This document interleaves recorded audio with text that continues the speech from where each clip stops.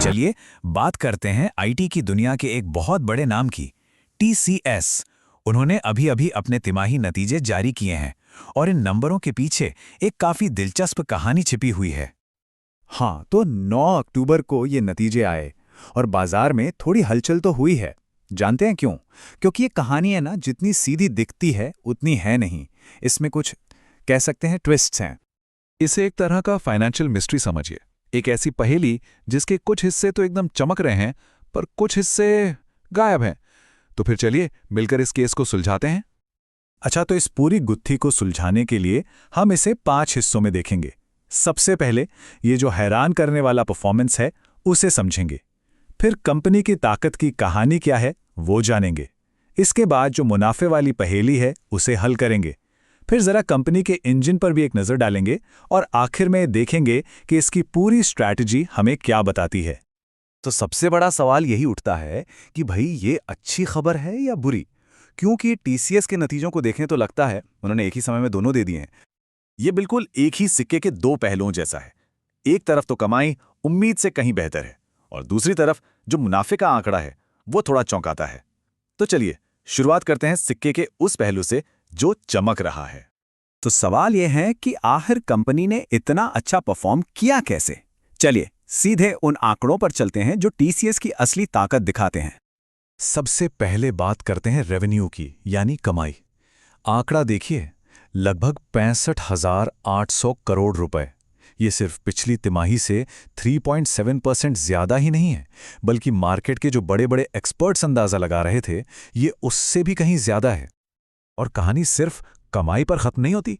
Company का जो operating margin है वो भी उम्मीद से बेहतर रहा। इसका सीधा सा मतलब यह है कि टीसीएस एक कह सकते हैं वेल ऑयल्ड मशीन की तरह काम कर रही है, जहां हर एक हिस्सा प्रॉफिट बढ़ाने में लगा हुआ है। और अब सबसे बड़ी खबर, $10 बिलियन के नए ऑर्डर्स। ये अपने आप में एक रिकॉर्ड है। और ये दिखाता क्या है? ये भविष्य के लिए एक बहुत ही मजबूत सिग्नल है। मतलब आने वाले समय के लिए काम की कोई कमी नहीं है।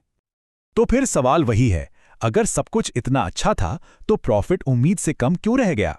बस यहीं पर कहानी में एक ट्विस्ट आता है। ये बिल्कुल उस पहेली के खोए हुए टुकड़े जैसा है जिसे हमें अब ढूंढना है।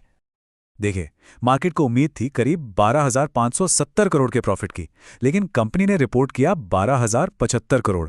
ये जो करीब 500 करोड़ का गैप है ये छोटा नहीं है। तो सवाल उठता है, आखिर ये पैसा गया कहां? और इस रहस्य का जवाब है एक एक्सेप्शनल आइटम। यही है वो वजह। ये एक ऐसा खर्चा होता है जो कंपनी बार बार नहीं करती। इस बार ये खर्चा हुआ है 12,000 से ज्यादा कर्मचारियों के रीस्ट्रक्चरिंग पर। अब ये चार्ट देखिए, ये बिल्कुल साफ कर देता है।